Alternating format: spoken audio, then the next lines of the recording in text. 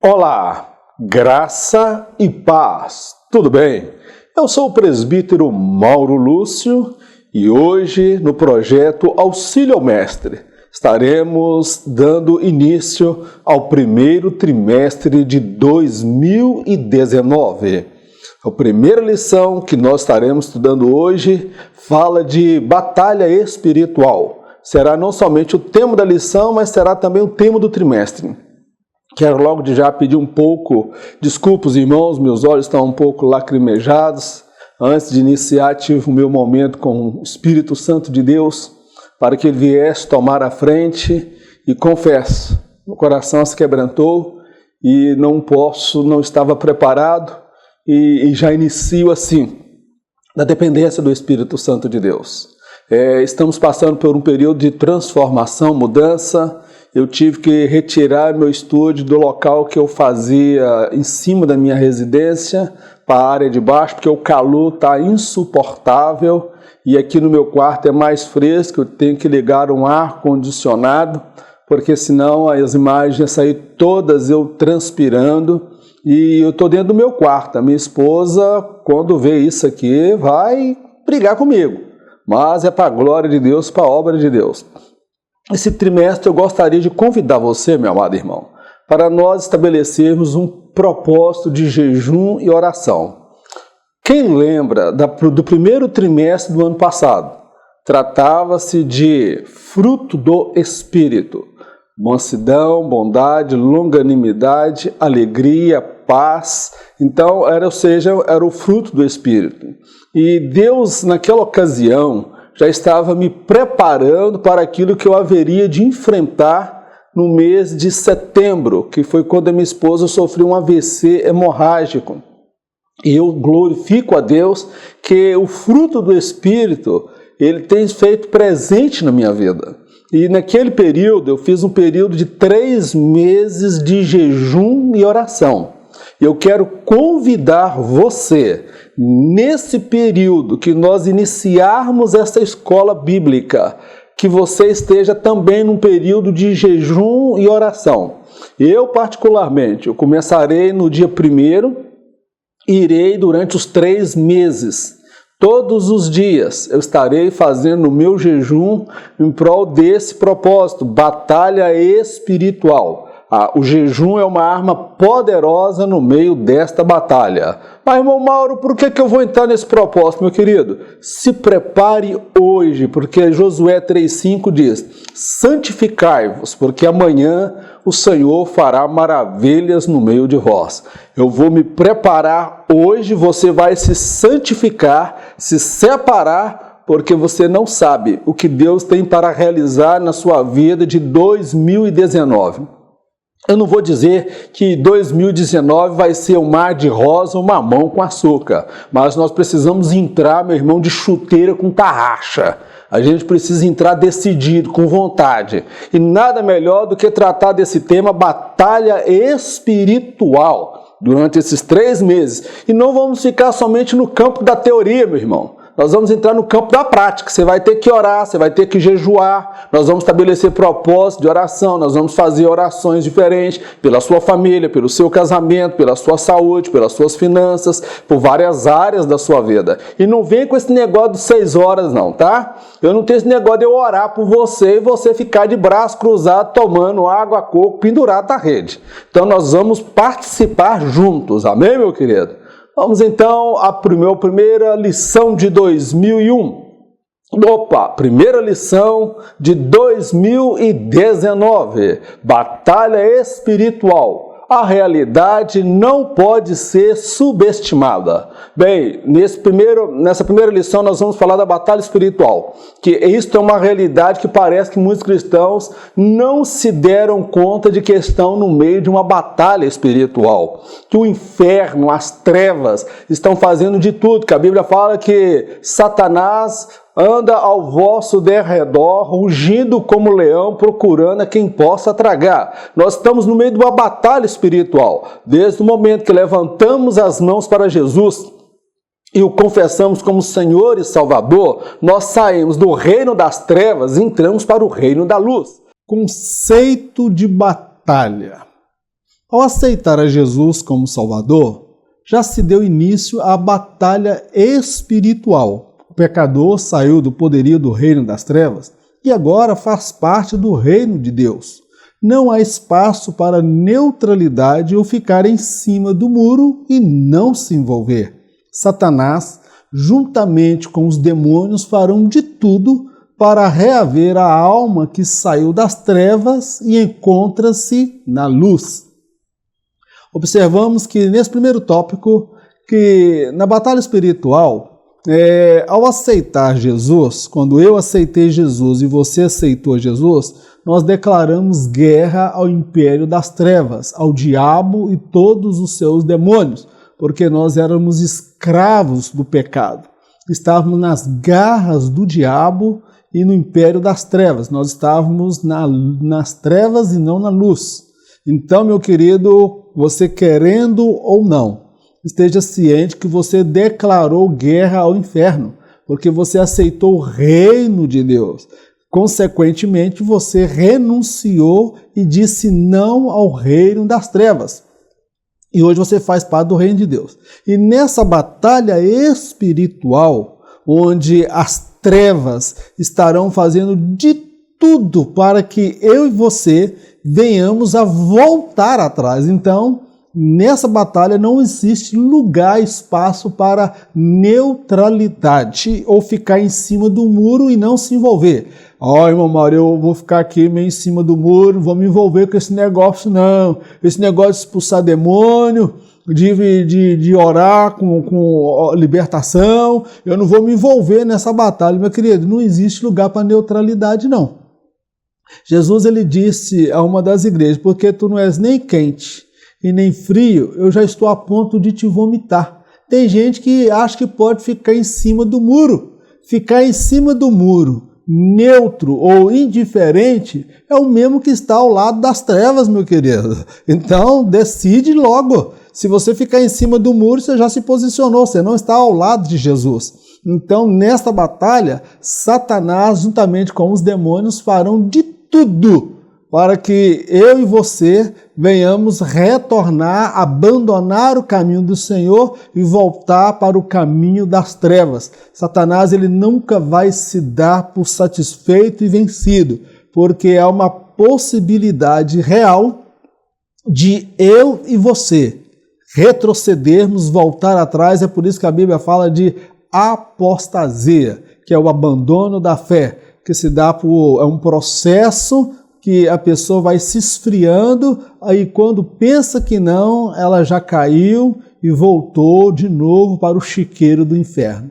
Uma realidade bíblica. 1/3 do ministério de Jesus foi expulsar os demônios. O cristão precisa compreender que eles não foram extintos, do contrário, continuam em plena atividade. A batalha contra o império das trevas se dá em várias áreas da vida daquele que deseja ser fiel ao Senhor. Não basta estar na igreja. Há muitos que não representam uma real ameaça às trevas. Na verdade, esses se encontram escravos ao pecado, mesmo estando na igreja. A batalha espiritual ela é uma realidade bíblica, tá bom? Paulo fala que a nossa luta não é contra a carne e contra a sangue, mas contra os principados e potestades. Paulo está falando do mundo espiritual. Então, meu querido, nós temos uma batalha. Então, meu querido, nós observamos que uma parte, 1/3 do ministério de Jesus, segundo alguns estudiosos, foi expulsar demônios. O homem da pós-modernidade, esse cristianismo que nós temos hoje da pós-modernidade, dá a sensação que os demônios estão em extinção. Está igual a arara azul, as baleias estão em extinção, quase não vê. Ou então esses demônios se tornaram bonzinhos, eles não manifestam, não fazem mais as maldades que faziam antes, escravizando as pessoas e tornando-as verdadeiro cavalo do diabo. Então, você precisa compreender que os demônios existem, eles são reais e a maldade deles, o desejo deles é de fazer o homem escravos e posteriormente ser lançado no juízo final no lago de fogo eterno. Então, tenha consciência disso, que uma parte do ministério de Jesus, uma terça parte, foi lidar com o mundo espiritual, libertação e expulsar demônio. A batalha contra o império das trevas, ela se dá em várias áreas da vida daquele que deseja ser fiel a Deus. Veja só, aquele que quer ser fiel a Deus, ele vai travar batalhas na área da finança, na área da saúde, na área do casamento, na área do emprego, na área da criação com os filhos, na batalha no ministério, com perseguição. Aquele que deseja ser fiel a Deus, ele vai travar batalhas no mundo, com o mundo espiritual. Satanás vai usar as pessoas para atingir aquela pessoa que quer ser fiel. Agora, aquele que não quer ser fiel, esse aí Satanás não perde nem tempo com ele, porque ele não representa uma real ameaça ao inferno. Não ganha almas, não prega, não dá testemunho. Mesmo estando na casa de Deus, lugar de libertação, ele ainda se encontra escravo do pecado, mesmo estando na igreja. Então, meu querido, a batalha ela é real, ela é bíblica e nós precisamos nos posicionar. Você precisa estar atento e consciente dessa peleja e desta batalha. E procure ser fiel, porque aquele que é fiel, meu querido, ele vai travar batalhas terríveis contra as trevas. Crente que não trava batalha, crente que não passa dificuldade, crente que não passa aperto em momento de adversidade, eu fico preocupado, porque de repente ele está no centro da vontade do diabo. Porque ele não faz nada, ele é um peso morto na casa de Deus e mesmo estando na igreja está envolvido no pecado. Os infiltrados. A estratégia de Satanás continua a mesma. Ele infiltra no seio da igreja pessoas que lhes serão úteis. Estas, por sua vez, causarão escândalos, dissensões, divórcios, sensualidade, fornicação, calúnias e contribuirão para que muitos se afastem da igreja. Jesus se referiu a este grupo ao dizer: vocês mesmos não entram, nem deixam entrar aqueles que gostariam de fazê-lo. O trigo e o joio crescem juntos no mesmo solo. Então, quando eu uso esse termo, os infiltrados, eu tenho uma opinião que muitas pessoas, talvez algumas pessoas, nem tantas assim, mas algumas pessoas estão na igreja infiltrados, que estão ali prestando um verdadeiro trabalho para as trevas, para Satanás. Mesmo estando na igreja, ele está ali para causar briga, escândalo, dissensão, divisão, divórcio, conduzindo casais à separação, está ali para tentar uma mulher casada, está ali para tentar um homem casado, sensualidade, se veste para provocar com maldade, para despertar a libido e o desejo daquele que ainda está num processo de libertação, que tem dificuldade em lidar com o sexo oposto.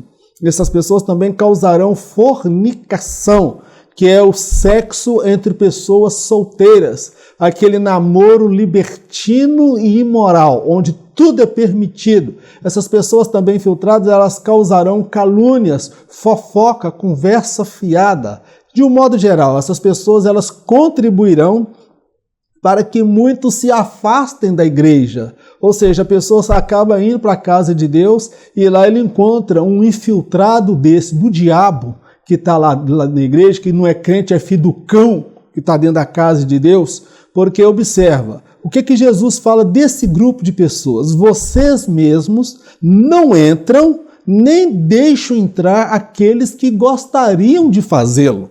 Aí Jesus se referindo a um grupo, e que eles não entravam no reino dos céus e também eles impediam aqueles que gostariam de fazê-lo. Então esse grupo são verdadeiros infiltrados, colocados ali por Satanás, que estão causando um grande dano e prejuízo na obra de Deus. Eu faço a colocação que o trigo e o joio crescem junto no mesmo solo. Então a igreja representa o solo. Eu quero compartilhar um texto bíblico.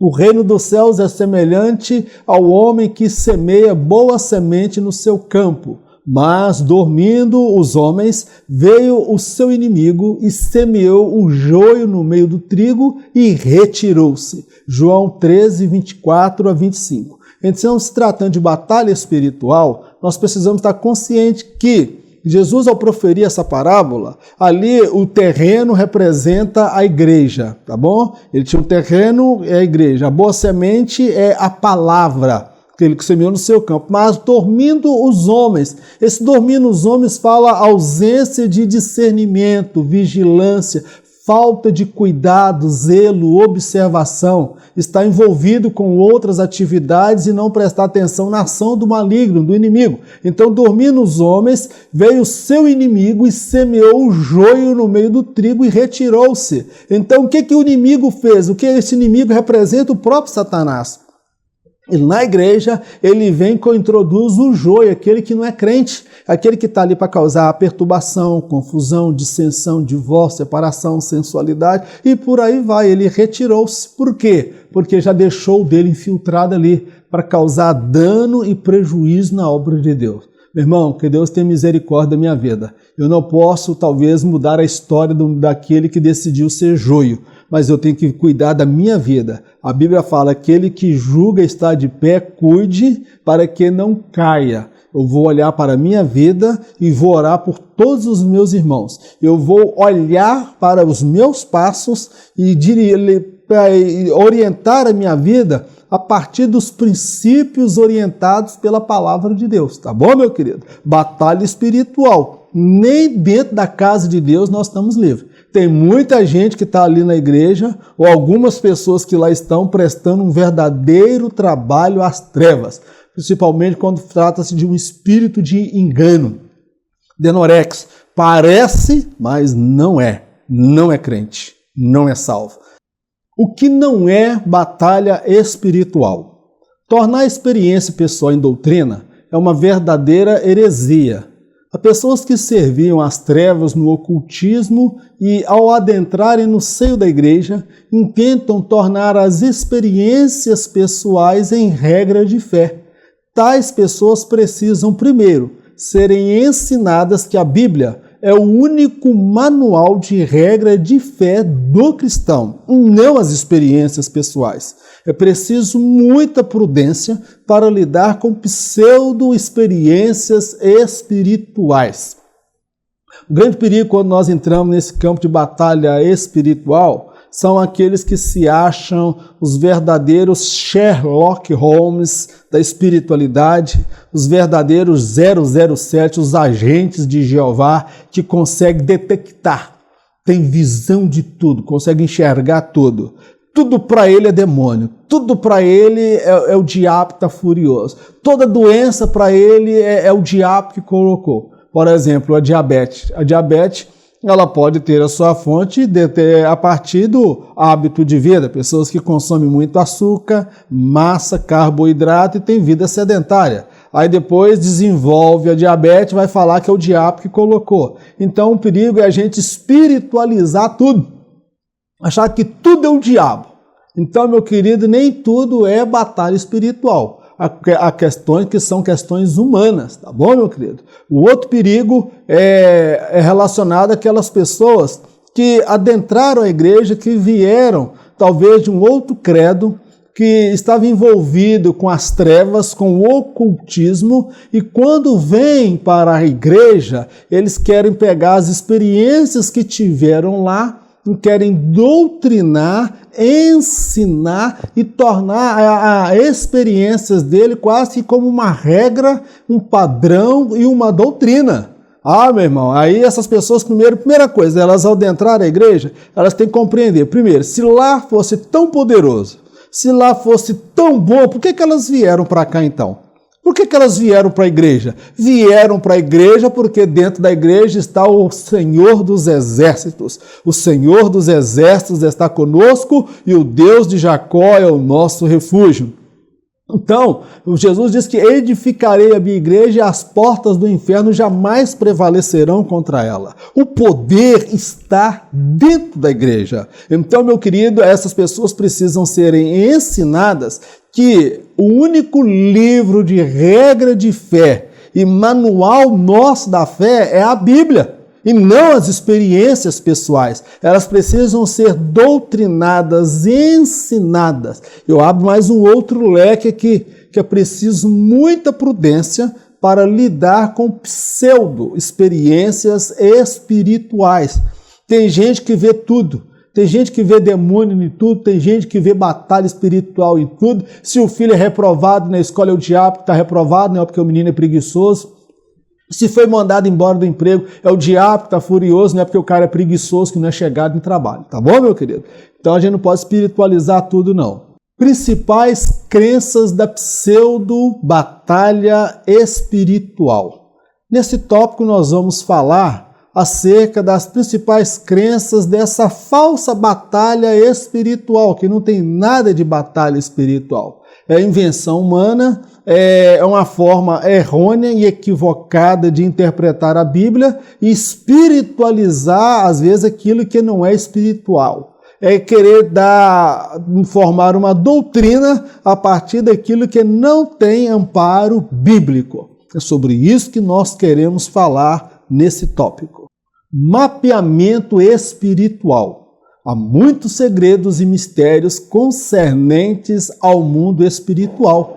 Todavia, o verdadeiro cristão não pode se aventurar para além daquilo que a Bíblia assegura. Do contrário, estará entrando em caminhos obscuros e tenebrosos, cujo final será a apostasia da fé. Há regiões hoje de difícil abertura ao Evangelho. Tais regiões poderão ser alcançadas durante a grande tribulação. João assegura que haverá muita salvação neste período. Segundo a linha de interpretação do comentarista, ele parte do princípio que há essa prática de mapeamento espiritual por alguns pseudo-líderes cristãos. O mapeamento espiritual é como se determinada região ali precisasse primeiro uma libertação, alguém que entra ali com jejum, com oração, para expulsar aquele principado, aquela potestade. Eu não vi Filipe fazer isso em Samaria. Fazer o período de jejum, oração para expulsar o demônio, o principado de Samaria. Ele simplesmente foi, pregou, anunciou a Cristo, houve libertação, pessoas caíam possessas, endemoniadas e havia grande alegria naquela cidade. Eu não vejo Paulo também fazendo isso, mapeamento espiritual. Primeiro eu vou orar para mapear aquilo ali, para ver qual demônio que age naquela área. Verdade, meu querido, que no mundo espiritual existem muitos mistérios. Como já disse um filósofo em dado momento, há muito mais mistérios e segredos entre os céus e a terra que vão muito além da vossa filosofia ou maneira de pensar. E é verdade, há muitas questões no mundo espiritual que a minha compreensão ela é muito limitada. Agora, só tem uma coisa, eu não vou me aventurar a entrar por um caminho perigoso, tenebroso, que não tem amparo bíblico, porque aí eu já estou entrando para o caminho do ocultismo, eu estou saindo do caminho da luz e estou entrando para o caminho das trevas, e o resultado de tudo isso vai dar o quê? Da apostasia da fé. Então, meu irmão, e eu, a partir desse mapeamento espiritual aí que alguns fazem, porque algumas regiões são mais hostil ao Evangelho, será que o Espírito Santo não tem poder para entrar lá? O Espírito Santo não tem poder para convencer os pecadores? Eu tenho uma compreensão da seguinte forma, que há muitas regiões hoje, principalmente entre os países islâmicos mais radicais, onde estão os talibãs e aqueles que são mais extremistas radicais, muitas dessas regiões eu penso que elas serão alcançadas durante a grande tribulação. Porque João, ele escrevendo em Apocalipse, ele pergunta, quem são estes? Que multidão é essa? Aí a voz responde: são aqueles que lavaram as suas vestes no sangue do Cordeiro e que vieram da grande tribulação.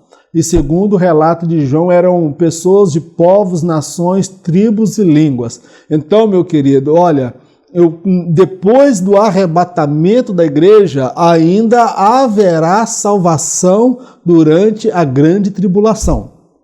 144 mil judeus se converterão a Cristo e pregarão abertamente contra o anticristo e o pecado. Você já imaginou o que é 144 mil judeus com ousadia e intrepidez igual Paulo e Apolo? Meu irmão, a chapa vai ficar quente aqui. Alguns acham que após a retirada da igreja, que o Espírito Santo vai ser retirado. Eu tenho a compreensão que o Espírito Santo ele não será jamais. O Espírito Santo nunca foi retirado da terra. Lá em Gênesis, no capítulo 1, no princípio criou Deus os céus e a terra. A terra era sem forma e vazia e o Espírito de Deus se movia sobre a face das águas. E durante a grande tribulação, o Espírito Santo continuará agindo, porém, não haverá mais essa porta tão escancarada da graça que é hoje. Será mais estreito, mais difícil, mas haverá sim salvação nesse período. E é nesse período que eu acredito que em muitas dessas regiões que hoje fecham a porta para Cristo, que não permite a entrada do Evangelho, não que Deus não tenha poder de transformar aquela região, mas pode estar dentro do propósito dele alcançar esses povos, nações, tribos e línguas durante a grande tribulação. A maldição hereditária. A salvação oferecida por Jesus engloba todas as áreas de nossas vidas. O processo de libertação das práticas do velho homem pode levar anos. O meio onde a pessoa vive pode influenciar até certo ponto suas preferências, tendências e até suas fraquezas. As virtudes ou defeitos dos pais podem ser transmitidas aos filhos. A forma como a pessoa se entrega ao Senhor é determinante.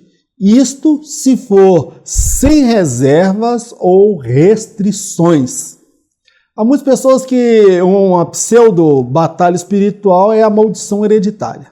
Meu querido, quando você aceitou a Jesus, a Bíblia fala: e conhecereis a verdade vos libertará. Aquele que está em Cristo, nova criatura é, as coisas antigas passaram e tudo se fez novo. Então, aquela maldição que havia sobre a sua vida, não importa se seu pai era cachaceiro, se sua mãe era prostituta, se seu pai era infiel com 4, 5 mulheres, seja lá a vida miserável que os seus antepassados viviam.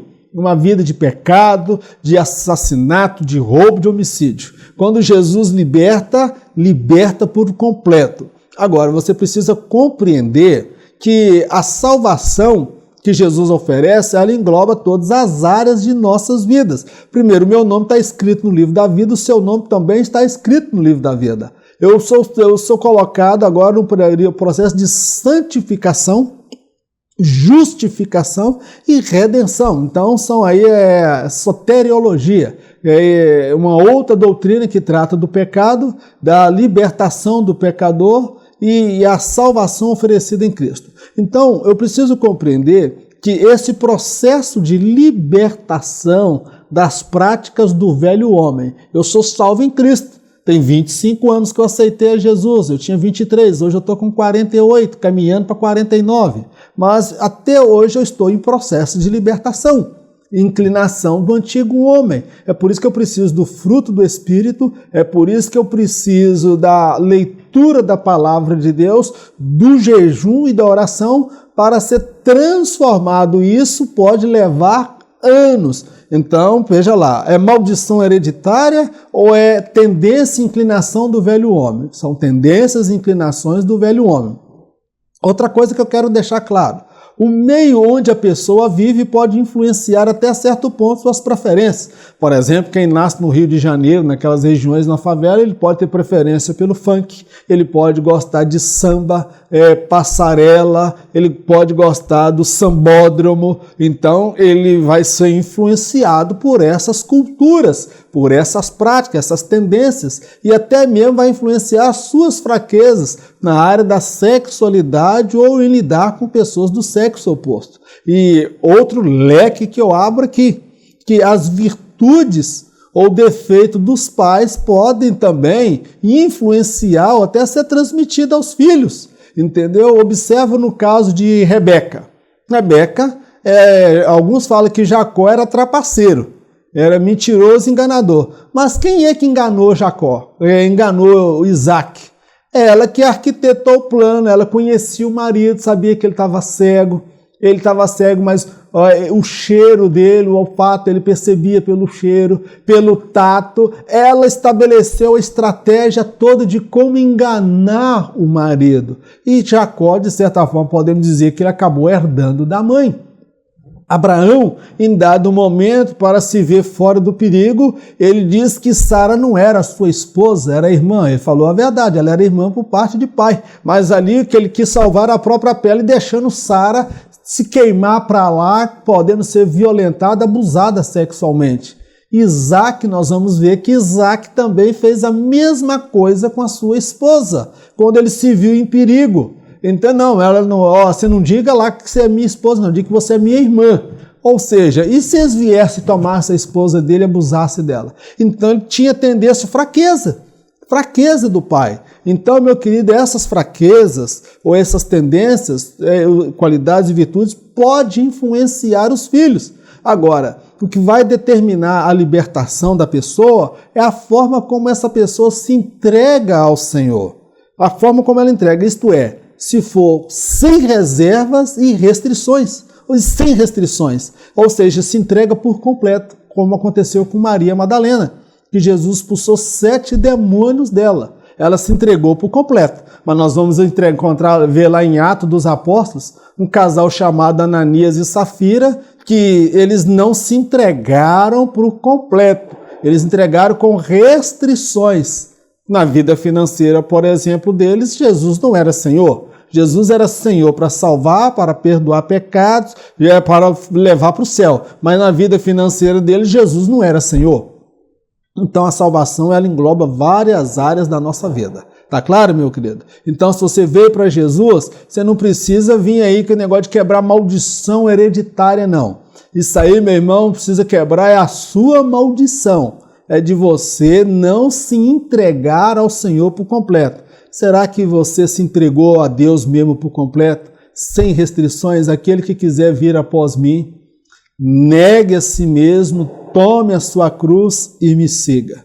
Meu querido, aceitar a Jesus é renunciar aos seus interesses, à sua vontade, às suas paixões, se entregar a Ele sem reserva, se entregar a Ele por completo. Aí vai se dar o processo de regeneração, transformação, santificação. As práticas do antigo homem vão sendo deixadas para trás e novas práticas e hábitos serão introduzidos. Mas alguém prefere acreditar que é maldição hereditária, que quebra com oração. Isso quebra com fidelidade a Deus e não com oração. Crentes endemoniados. O crente em Jesus Cristo está sujeito ao pecado e, consequentemente, entristecer o Espírito Santo. São vários níveis até que o crente chegue ao ponto de ficar possesso. São eles: tentação, opressão, compulsão e, por último, a possessão. A confissão e abandono do pecado é a única forma possível para a libertação total do crente que trilhou esse caminho. Há demônios que não manifestam, eles agem de fora para dentro, escravizando a pessoa. É diferente do que foi proposto pelo comentarista. Eu estou afirmando que é possível o crente ficar endemoniado. E vou dar isso com amparo bíblico. Paulo afirma: não entristeçais o Espírito Santo de Deus. Então, se eu entristecer o Espírito Santo, o que Davi disse em determinado momento, Salmo 51, não retires de mim o teu Espírito. E a Bíblia fala sobre o entristecer o Espírito Santo de Deus, porque o Espírito Santo ele pode se entristecer com aquela pessoa. E como nós vimos lá no Antigo Testamento, quando o Espírito de Deus, a glória de Deus saiu do templo.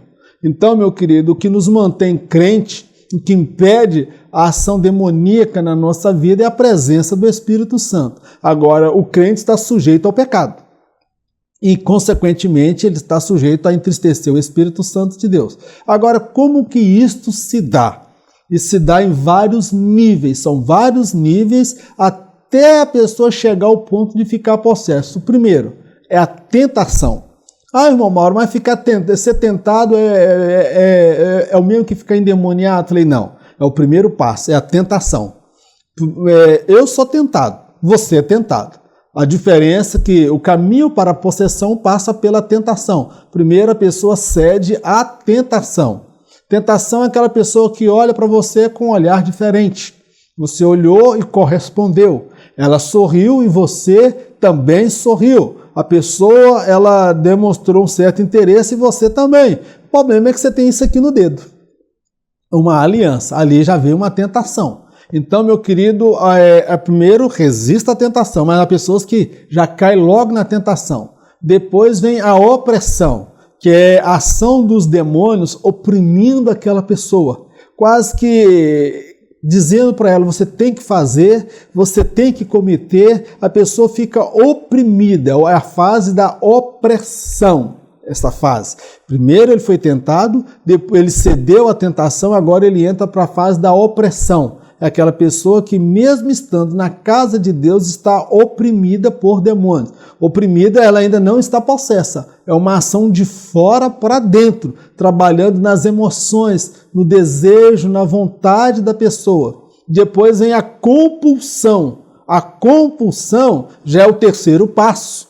É onde a pessoa já está com um desejo incontrolável, quase que de pecar, de ir para a cama com a outra que não é a sua esposa, ceder os desejos da carnalidade, a pessoa agora ele está quase que dominado por aquele desejo, por aquele sentimento, compulsão. E aí há também uma ação maligna, porque o diabo não obriga ninguém a pecar. Ele apenas dá à pessoa motivação, incentiva a pessoa a pecar.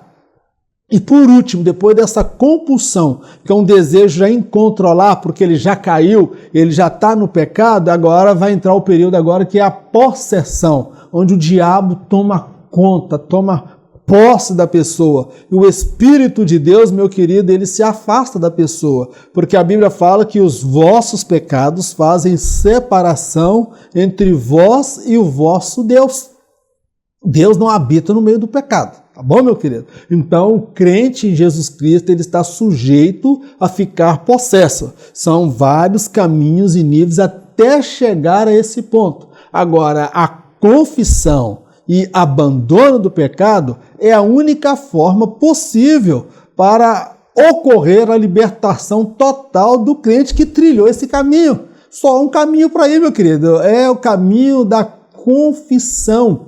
Eu já lidei com situação de orar por pessoas possessas, pessoas endemoniadas, com espírito de lascívia, com um problema na área da sexualidade, tinha desejo de atração por pessoas do sexo oposto, pessoas que tinham a prática de trair o cônjuge. Eu já orei por pessoas com várias situações, pessoas que estavam possessas. O que acontece? Você expulsa o demônio, sai em nome de Jesus.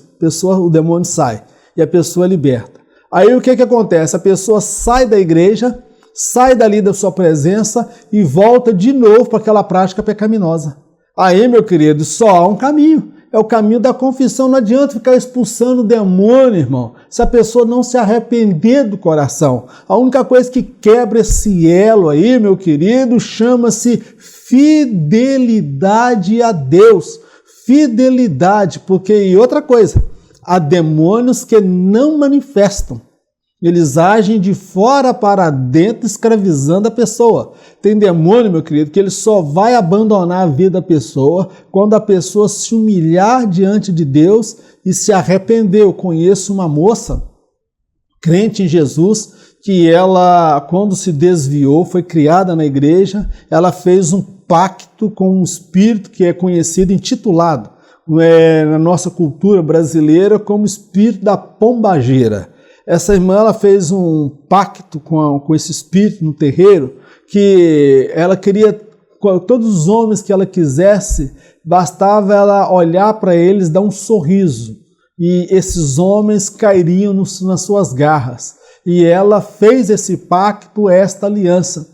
Um dia, uma mulher cheia do Espírito Santo de Deus falou, olha, você fez... E ela voltou para a igreja, mas ela não quebrou o pacto, ela não quebrou a aliança. Ela tinha índole de seduzir homem casado, jovens, ela era um verdadeiro instrumento do diabo dentro da igreja para induzir homens ao pecado, com espírito de lascívia e imoralidade. Então ela precisava quebrar aquele pacto, ela precisava quebrar aquela aliança. E não adiantava orar, expulsar aquele espírito na vida dela, não. Ela tinha que confessar, abandonar, se arrepender. É o único caminho porque para essa situação é confissão, abandono, fidelidade com Deus. Do contrário, você vai expulsar hoje, amanhã volta, você expulsa de novo, ele volta. Então, meu irmão, é a fidelidade, quebrantamento, arrependimento que vai fechar as portas e o diabo não vai ter mais brecha para entrar na vida da pessoa, para a pessoa ficar possessa, endemoniada.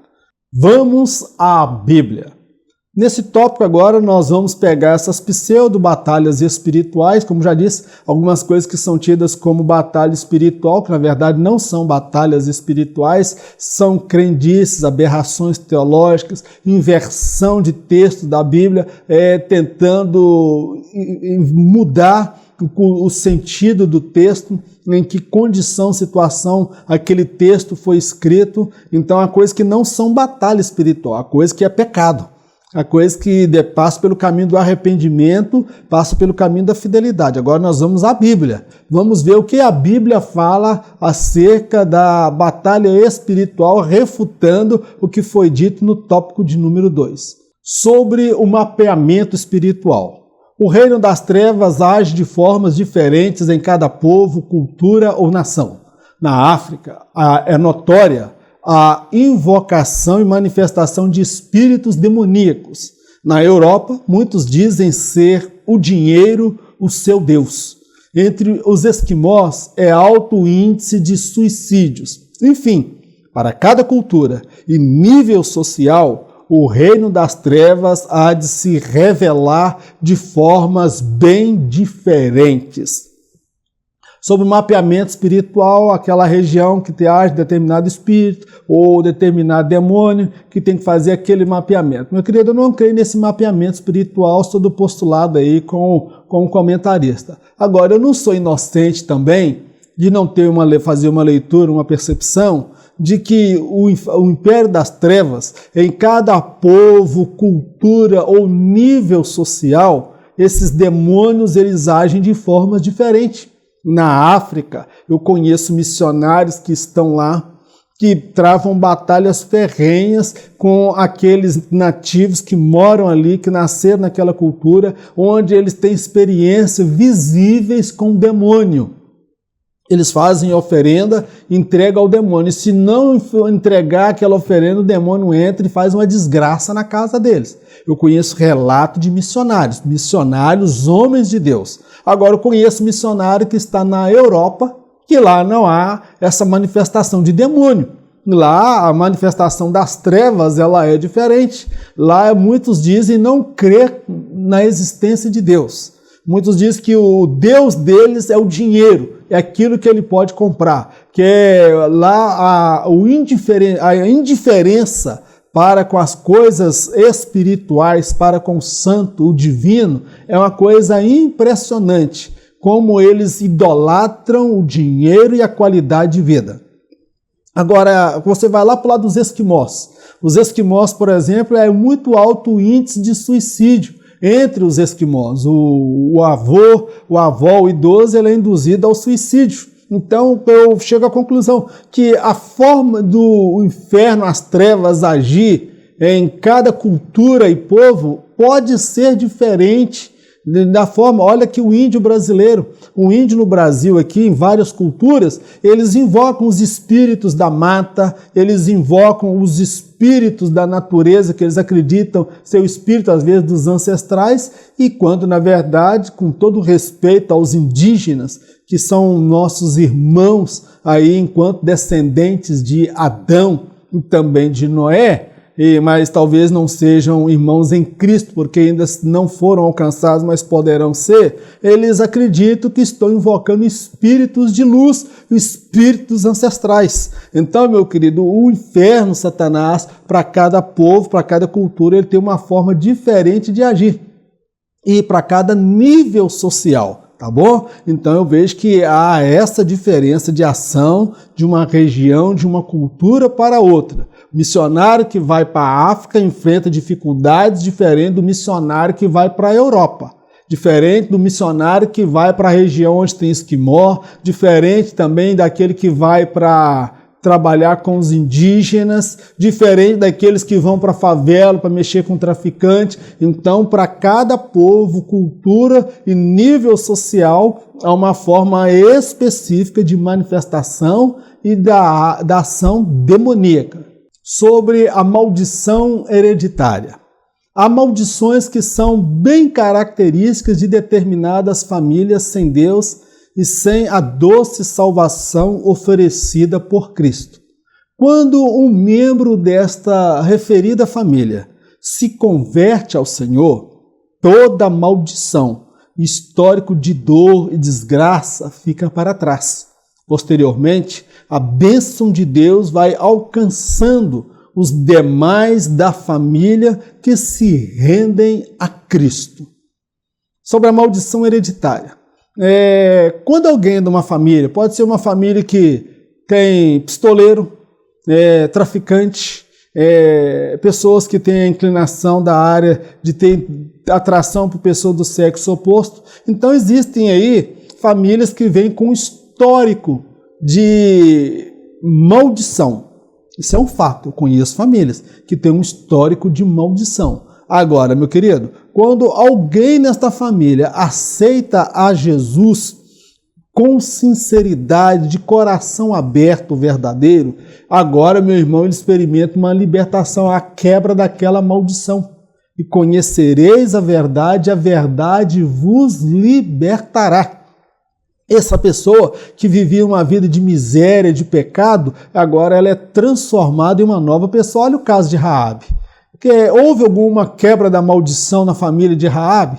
Raabe era prostituta, era meretriz em Jericó. E ela e toda a casa dela se converteu ao Senhor, se voltou para o Senhor numa terra de maldição. Então, Josué teve que fazer o jejum da quebra da maldição da Raabe. Meu irmão, Raabe ela entrou para a genealogia de Jesus, porque ela conheceu a verdade a transformou e a libertou. E por causa de Raabe, quando a salvação entrou por intermédio de Raabe, posteriormente a bênção de Deus foi alcançando os demais membros da família. Por quê? Porque eles também passaram a crer na mensagem, na pregação da Raabe acerca do Deus de Israel. Eu queria dizer, lá no Antigo Testamento, que a gente tem tido como tempo da lei, nós vemos uma família toda se convertendo ao Senhor, a ponto de Raabe entrar para a genealogia de Jesus, que dirá nos nossos dias que nós estamos no tempo da graça. Então, meu irmão, não precisa de campanha de oração para quebrar maldição hereditária. Precisa de alguém que se posicione com fidelidade diante de Deus. Agora, meu querido, não adianta estar na igreja e estar envolvido no pecado. Não, isso aí é uma tendência que eu herdei do meu pai. Meu pai era adúltero, infiel, tinha 4, 5 mulheres. E eu tenho uma fraqueza com um rabo de saia, que eu não posso ver um rabo de saia, meu irmão. Você nunca conheceu uma libertação. Você nunca se humilhou realmente diante de Deus.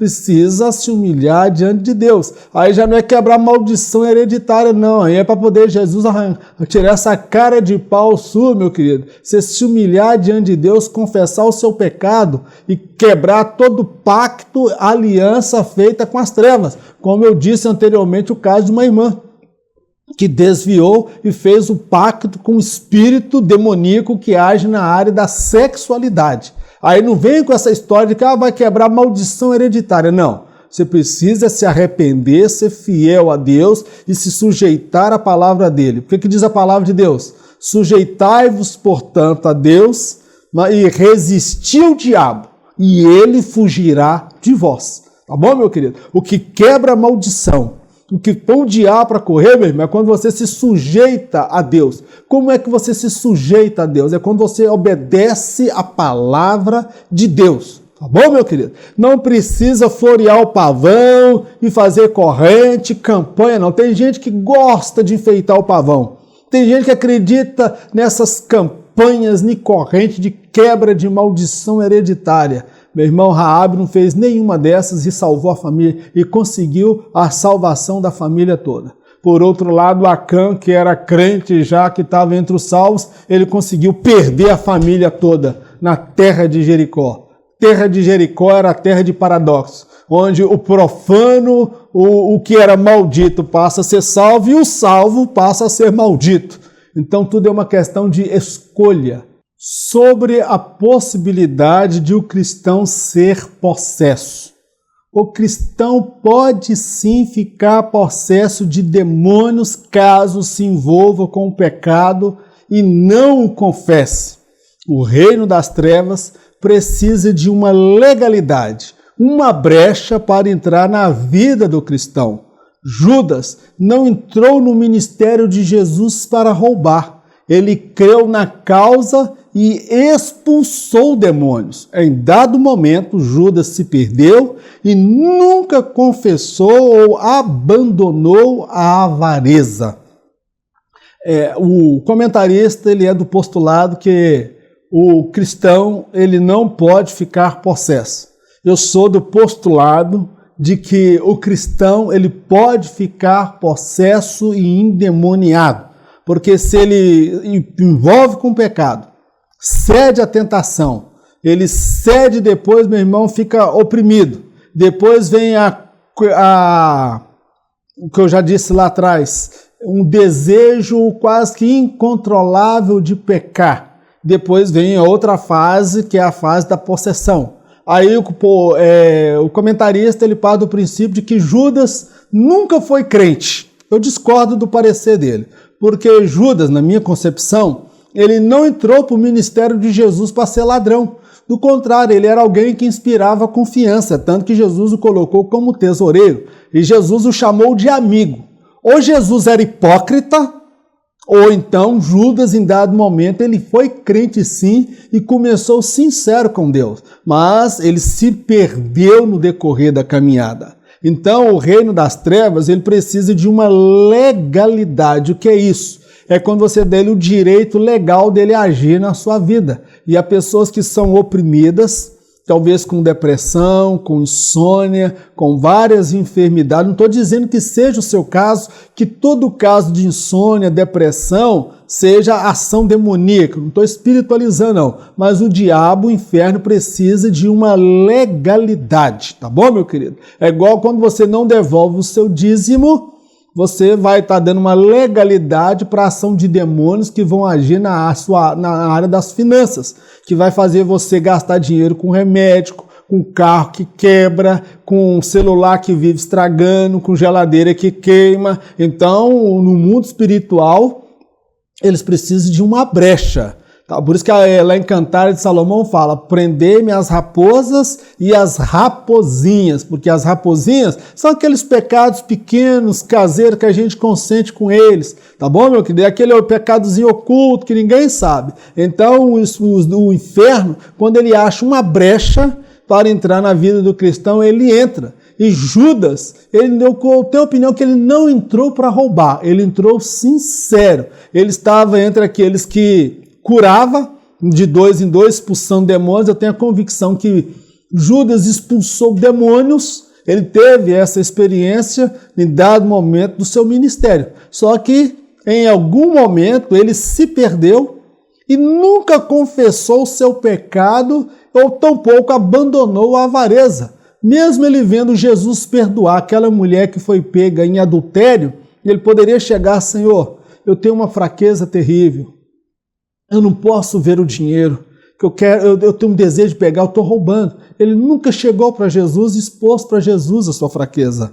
Meu irmão, o cristão ele pode ficar possesso, eu já vi, eu tenho experiência com pessoas na casa de Deus, endemoniadas, que se envolveram com o pecado, entristeceu o Espírito Santo de Deus e depois veio aquela compulsão que é o desejo incontrolável de pecar e a pessoa passou anos tentando se libertar daquilo ali e hoje está liberta, está na casa de Deus servindo a Deus, tá bom, meu querido? Agora eu quero fazer uma colocação, que é uma diferença entre os teóricos da fé e a experiência de libertação. Nos dias de Jesus, haviam muitos teóricos da fé, muitos aqueles que se diziam doutores da lei, os escribas, os fariseus, os saduceus, eles eram os doutores da lei, os homens que conheciam a lei, mas nunca tiveram experiência com o demônio. Por isso que eles teciam as teorias deles e as doutrinas deles. Agora, quando vem Jesus, que além de conhecer a teoria, a doutrina, ele não é somente um teórico, ele conhecia as escrituras, mas ele conhecia também, meu irmão, o mundo espiritual. Ele veio expulsando demônios. Aí os teóricos da fé, por não compreenderem o ministério de Jesus, por não compreenderem o mundo espiritual, porque eles nunca tiveram experiência com demônios, por invejas falaram: olha, ele está expulsando aí em nome de Belzebu, o principal dos demônios. Então, meu querido, há pessoas que não entendem, são teóricos, que escrevem livros e nunca tiveram uma experiência de libertação, de orar por alguém e manifestar um demônio. Eu, pela graça e misericórdia de Deus, eu já tive várias experiências. E se não fosse a misericórdia de Deus, do Senhor estar do meu lado, eu teria passado vergonha. Mas até aqui o Senhor nos deu autoridade e eu falo com muita propriedade que o cristão ele pode ficar possesso de demônios. Agora ele precisa se arrepender, porque quem entra no caminho das trevas, igual eu já disse lá no começo, já pessoas que não representam nenhum perigo para o Satanás, para o inferno, porque mesmo estando na igreja eles estão envolvidos com o pecado. E tem também os infiltrados, aqueles que estão ali para causar briga, sensualidade, divórcio, separação, divisão dentro da igreja. Então, é possível sim o crente ficar possesso. Falar que Judas nunca foi crente, meu irmão, isso aí é distorcer a Bíblia. É distorcer. É falar que Jesus é hipócrita, que Jesus, ele quando chamou ele de amigo, quando chamou ele para o ministério, ele o fez de propósito para sentenciá-lo para o inferno. Eu não creio que Jesus faria isso com ele. O erro ali foi as escolhas que Judas fez e não a escolha que Jesus fez por escolher Judas e atribuir a ele um cargo de confiança. Tá claro, meu irmão? É possível sim o cristão ficar possesso. Porque a Bíblia fala que os vossos pecados fazem separação entre vós e o vosso Deus. O homem segundo a Bíblia. A doutrina da tricotomia afirma ser o homem corpo, alma e espírito. O relato bíblico vai de encontro a esta verdade ao afirmar: e o próprio Deus de paz vos santifique completamente, e o vosso espírito e alma e corpo sejam plenamente conservados irrepreensíveis para a vinda de nosso Senhor Jesus Cristo. Meu irmão, o homem segundo a Bíblia, ele é híbrido, no seguinte sentido: ele tem um corpo físico, mas ele também tem espírito e alma, tá bom, meu querido? Ele, no mundo espiritual, é espírito, mas na nossa dimensão, é o mundo físico. Esse homem ele tem um corpo. E dentro desse corpo existe uma alma e um espírito. E é através desse corpo que esse homem interage com esse mundo que nós vivemos nele. Então eu acho um equívoco, me perdoe a minha sinceridade, mas entre o que alguém escreve e a Bíblia, eu fico com a Bíblia. Um homem, ele não é espírito. Verdade, ele não é espírito. Ele é corpo, mas ele tem espírito. O homem sem Jesus, ele é pior do que um cão, pior do que um cachorro. Sabe por quê? Porque se o cachorro morrer atropelado numa BR, o sofrimento dele termina ali, meu querido. Acaba ali o sofrimento, porque o cachorro não tem espírito. Agora, o homem, se ele morre atropelado no pecado, sem Jesus, ali está apenas começando o sofrimento e o tormento dele, porque ele tem um espírito. E vai ter que se apresentar a Deus. A tricotomia, ela aponta, é uma doutrina bíblica, tricotomia, que o homem ele é corpo, alma e espírito. E Paulo escrevendo aos Tessalonicenses, se eu não me engano, deixei o texto aí, e o vosso espírito e alma e corpo. Paulo fala de três constituições, três pontos que constituem o ser humano. O homem, ele é espírito, é alma e é corpo. Tá bom, meu querido? Esse é o homem segundo a Bíblia. Encerramos aqui nosso estudo. Foi um pouco mais prolongado do que o costume, mas se prepare, meu irmão. Durante esse período de 3 meses, entra no jejum, na oração, busque a sua libertação, santifique a sua vida e busque ter uma experiência com Deus. Vamos orar? Senhor, nós queremos te agradecer pelo estudo da tua palavra. Toda honra, toda glória, todo louvor sejam dadas ao teu nome. Meu Deus, ajuda-nos, ó Pai, diante das batalhas que nós travamos, batalhas espirituais contra as trevas, que tentam de todas as formas barrar a nossa caminhada, tentam nos desanimar, tentam nos oprimir, muitas vezes vem com tentação, vem, meu Deus, aquele sentimento de compulsão e no fim, meu Deus, até alguns irmãos entram pelo caminho da possessão. Meu Deus, eu peço que o Senhor perdoe o pecado, tenha misericórdia, venha trazer libertação, transformação e não nos deixe enveredar pelo caminho, meu Deus, do ocultismo, de entrar por caminhos obscuros que a tua palavra não nos orienta. Meu Deus, em nome de Jesus, abençoe esse trimestre, esse ano de 2019, que seja uma bênção para a vida do teu povo, que seja santificado, transformado e preparado para o encontro com o Senhor por sobre as nuvens. Pai, nós te oramos, agradecidos por tudo, no nome de Jesus.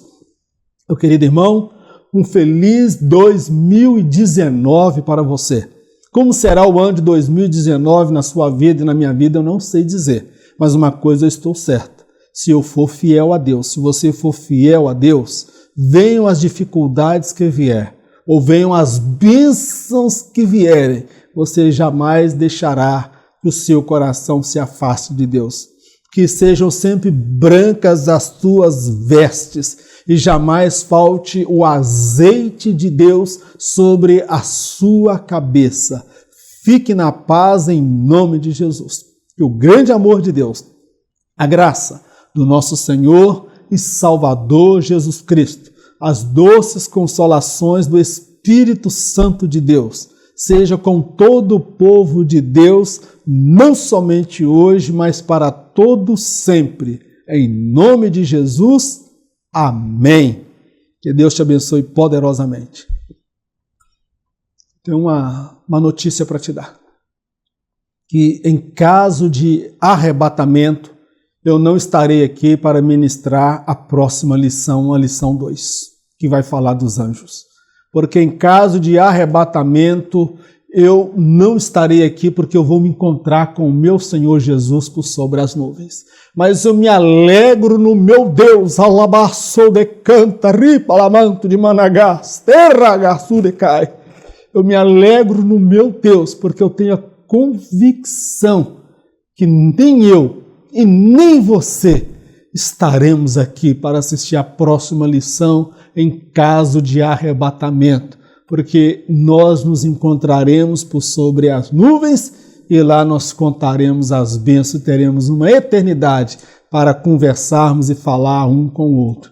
Que Deus te abençoe poderosamente no nome de Jesus. Amém.